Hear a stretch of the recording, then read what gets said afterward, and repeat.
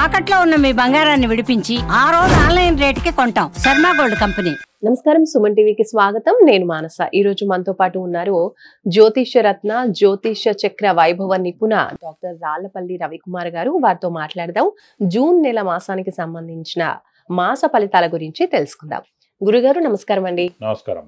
గురుగారు, ముందుగా ఈ జూన్ మాసంలో ద్వాదశ రాశులకి సంబంధించి, అంటే నవగ్రహాలు ద్వాదశ రాశుల్లో ఏ ఏ స్థానాల్లో ఉన్నాయో ముందుగా వివరించండి. తప్పకుండా.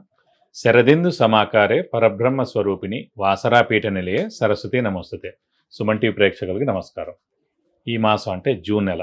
జూన్ నెలలో నవగ్రహాలు ఎక్కడ ఉన్నాయో తెలుసుకున్నాం. ఎందుకంటే ప్రతిసారి మనం మాస ఫలితాలు చెప్పుకున్నప్పుడు ముందుగా ఏ గ్రహం ఏ రాశిలో ఉన్నాయో తెలుసుకుంటే గ్రహ సంచారం గురించి ఫస్ట్ తప్పకుండా తెలుసుకోవాలండి. ముందుగా వచ్చేసి సూర్యుడు అంటే రవి. అంటే ప్రతి నెల కూడా 15వ తారీఖు నుంచి ఒక రాశి నుంచి ఇంకో రాశిలోకి మారుతారు.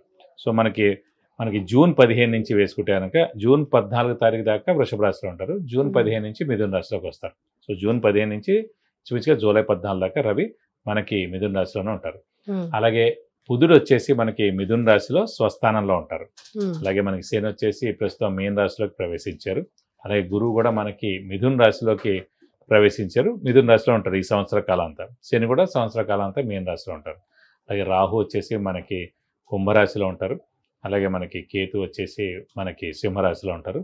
అలాగే కేతుతో పాటు కుజుడు కూడా అక్కడే సింహరాశిలో ఉంటారు.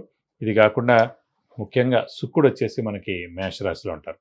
ఈ కాంబినేషన్ అంతా మనకి ఈ నెలల్లో ఇలా ఉంటుంది. ఇప్పుడు ముఖ్యంగా అంటే 5/6/2025 నుంచి కుజుడు నీచత్వం వెళ్ళిపోయి మనకి సింహరాశిలోకి ప్రవేశిస్తున్నాడు. ఇన్నాళ్ళు మనకి ఈ యుద్ధ వాతావరణం తీసుకోండి, ఎర్త్క్వేక్స్ లాంటివి తీసుకోండి, అలాగే ఫైర్ యాక్సిడెంట్స్ తీసుకోండి, అలాగే ఇల్లు కూలిపోవడాలు కానివ్వండి, ఈ మిలిటెంట్ అటాక్స్ కానివ్వండి, ఇవన్నీ కూడా ఈ నక్సలైట్స్ కానివ్వండి, ఇవన్నీ సమస్యలు కూడా ఒక కొలిక్కి వచ్చినట్టమాట. 5/6/2025 నుంచి కుజుడు నీచత్వం వెళ్ళిపోతున్నాడు. ఎందుకంటే ఇది లాస్ట్ ఇయర్ అక్టోబర్ నుంచి ఉంది మనకి కుజుడు నీచత్వం అనేది. సరే వక్రగతి అని మామూలుగానే వచ్చింది, మళ్ళీ ఏప్రిల్ నుంచి మళ్ళీ విజృంభించింది. సో ఈ కుజుడు నీచత్వం అనేది వెళ్ళిపోతే కనుక మనకి దేశానికి కూడా అంటే పీస్ఫుల్గా ఉంటుందని చెప్పుకోవచ్చు. కానీ ఇక్కడ ఏంటంటే మళ్ళీ కుజుడు కూడా ఇక్కడ సింహంలో వచ్చినా కూడా కేతుతో కలిసి సప్తమ స్థానంలో ఉన్న రాహుని చూస్తున్నాడు. కాబట్టి ఇప్పుడు కూడా కొంచెం ఉధృతి ఉంటుంది. అంటే మనకి ఎప్పటిదాకా ఉందంటే మనకి 28 జూలై 2025 వరకు ఈ కుజుడు కేతు కలిసి ఉంటారు. ఈ కుజుడిని రాహు చూస్తుంటాడు. సో 28 జూలై దాకా కూడా మళ్ళీ ఈ ప్రకృతి వైపరీత్యాలు కానివ్వండి ఇలాంటి వరకు చిన్న చిన్న జరిగేందుకు అవకాశాలు ఉన్నాయి. అలాగే యాక్సిడెంట్స్ ఎక్కువగా జరిగేటట్టు ఉన్నాయి ఈ 1 మంత్ ఈ 2 మంత్స్లో కూడా. అలాగే ట్రైన్ యాక్సిడెంట్స్ అవనివ్వండి, అయితే బస్ యాక్సిడెంట్స్ అవనివ్వండి, ఫైర్ అంటుకోవడం కానివ్వండి, షార్ట్ సర్క్యూట్ కానివ్వండి, ఇల్లు కాలిపోవడం కానివ్వండి, అలాగే చిన్న చిన్న యుద్ధ వాతావరణం కాదు కానీ ఇలా అనవసరమైన చిన్న చిన్నవన్నీ కూడా జరిగేందుకు అవకాశాలు ఉన్నాయన్నమాట. సో కొంచెం జాగ్రత్త వహిస్తే సరిపోద్దని చెప్పుకోవచ్చు. అలాగే మనం ఇప్పుడు ఎక్కువగా మన రాశి ఫలాల్లో వివాహం గురించి వాటి గురించి చెప్పుకుంటాం. ఎందుకంటే వివాహం మెయిన్గా ఏంటంటే ఈ మూఢం అవి ఉన్నప్పుడు చేయకూడదు. అంటే ఏదైనా ఎన్ని శుభకార్యం అంటే ఈ ఇంటి గృహప్రవేశం కానివ్వండి, శంకుస్థాపన కానివ్వండి, అలాగే వివాహం కానివ్వండి, అలాగే ఎంగేజ్మెంట్ కానివ్వండి, ఏదైనా ఎన్ని మేజర్ శుభకార్యాలు ఏవైనా సరే మూఢంలో చేయకూడదు. ఎందుకు మనం అలర్ట్ చేస్తున్నాం అంటే అండి, మూఢం మనకు ఇంచుమించుగా 3 నెలల పాటు ఉందండి. ఫస్ట్ వచ్చేసి ఇప్పుడు 10th జూన్ నుంచి 8th జూలై దాకా మూఢం ఉంది. సో ఈ టైంలో మనం ఏమి అంటే కనీసం పెళ్లి చూపులు కూడా చూడడానికి వీలేదు అనమాట. సో అందుగురించి ఇది మనం వేస్ట్ చేయకూడదు టైం.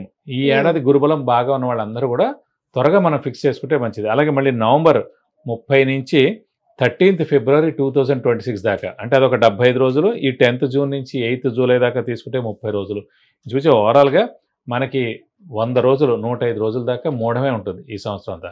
కాబట్టి గురుబలం బాగా ఉన్న వాళ్ళ మటుకు గట్టి ప్రయత్నం, మానవ ప్రయత్నం, స్పీడ్గా స్మార్ట్ వర్క్ చేసి ఏదైనా చేసి ఫాస్ట్గా పెళ్లి కుదుర్చుకోవడం అనేది చేసుకుంటే చాలా మంచిది. గురుగారు, మీన రాశి వాళ్ళ రాశి ఫలితాలు తెలియజేయండి. తప్పకుండా. మీన రాశి అనగానే మనకి పూర్వభాద్ర 4వ పాదం, ఉత్తరభాద్ర 1, 2, 3, 4 పాదాలు, రేవతి 1, 2, 3, 4 పాదాలు, ఈ నక్షత్రాల సమూహం అంతా మనకి మీన రాశిలోకి వస్తుంది.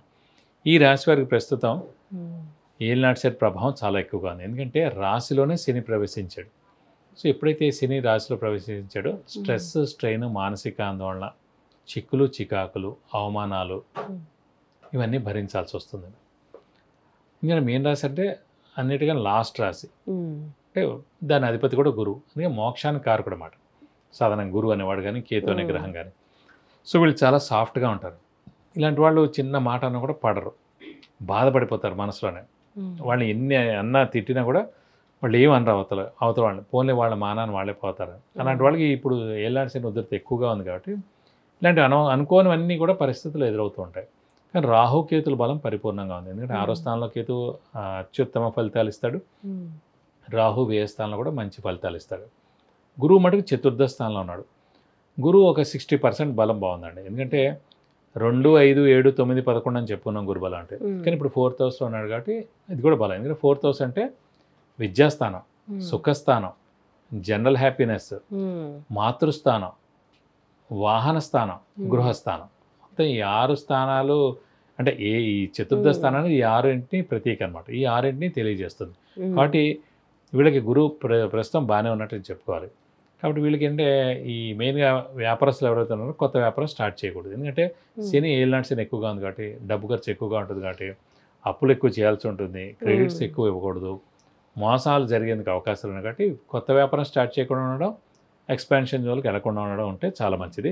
మెయిన్గా చిక్కులు చికాకులు ఆందోళన ఎక్కువగా ఉంటుంది, అనారోగ్యం కూడా ఎక్కువగా ఉండేందుకు అవకాశం ఉంది, స్ట్రెస్ స్ట్రెయిన్ ఎక్కువగా ఉంటుంది, ఆలోచనతో అనారోగ్యం ఎక్కువగా ఉంటుందండి. సో కొంతమంది ఉద్యోగాలు కూడా మార్పు చెందుతారు, కొంతమంది ఉద్యోగం కూడా పోయేందుకు అవకాశాలు ఉన్నాయన్నమాట. కాబట్టి కొంచెం జాగ్రత్తగా ఉండండి.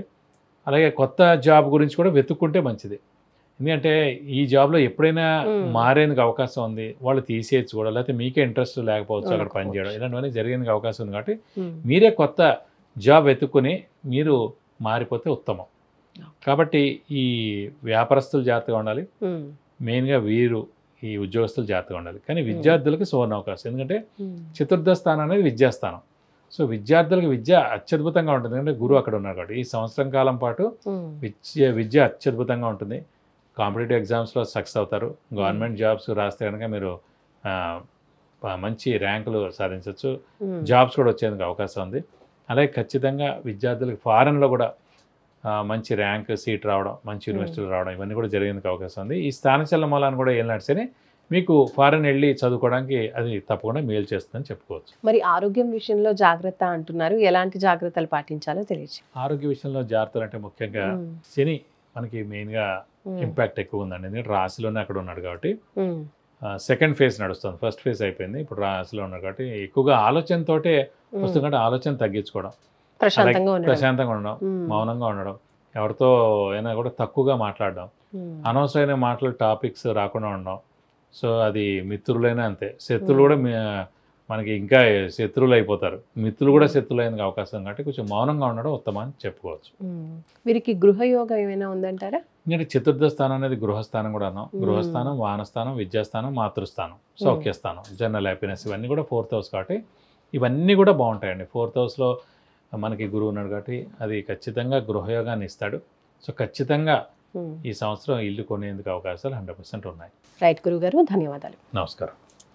విద్య, ఉద్యోగం, వ్యాపారం, వివాహం, సంతాన యోగం, వ్యాపారం, గృహయోగం, వాహన యోగం, ఇలాంటి ఏ విషయానికి సంబంధించి అయినా సరే మీ జాతకానికి సంబంధించిన విషయాలు మీరు పరిహారాలు కావచ్చు, ఏవైనా తెలుసుకోవాలి అనుకుంటే, పర్సనల్గా గురువుగారితో అపాయింట్మెంట్ తీసుకోవాలి అనుకుంటే స్క్రీన్ పైన కనిపించే నెంబర్స్కి కాల్ చేయొచ్చు, లేదంటే వాట్సాప్ కూడా చేయొచ్చు.